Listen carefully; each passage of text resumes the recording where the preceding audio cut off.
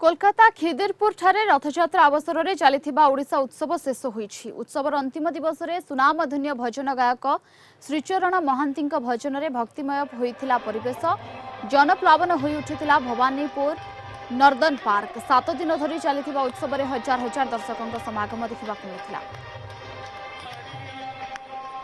ओडिशार सुनामधन्य भजन गायक श्रीचरण महांती तांकर परफॉर्मेंस देखैछंती एवं आमे आशा करूछु एई भली प्रत्येक वर्ष भक्तमान द्वारा भक्तमान जगन्नाथ बाहर को आसीबे एवं भगवान भक्तमान को सेवा तांकर आशीर्वाद देवे आमे এই কামনা করুଛୁ।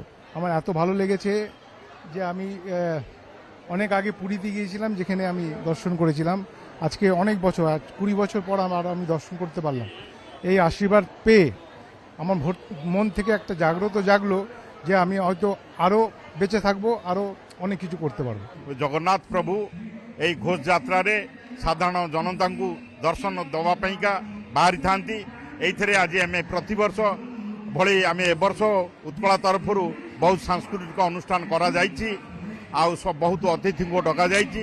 ଆମେ ସବୁ ଜଗନ୍ନାଥଙ୍କୁ ଡାକୁଛୁ ଆଗାମୀ ସବୁବେଳ ପାଇଁକି ଜଗନ୍ନାଥଙ୍କ ଦର୍ଶନ ବେଳେ ବହୁତ ଶ୍ରୋତା ଆଉ ଦର୍ଶନଧାରୀ ରହନ୍ତୁ।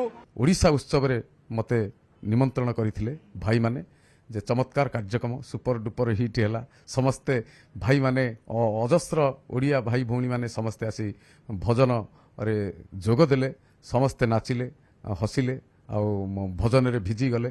कलिकता अरे किछि जगन्नाथ भल पाती, ओडिशा रे जगन्नाथ आराध्या ठाकुर ओडिशा रे भल पाती। तेणु एमिति एक मिलन पर्व ओडिशा उत्सव माध्यम रे अनेक बंगाली भाई माने ओडिया भाई माने समस्ते मिलिमिशि कार्यक्रम को करिसेंती।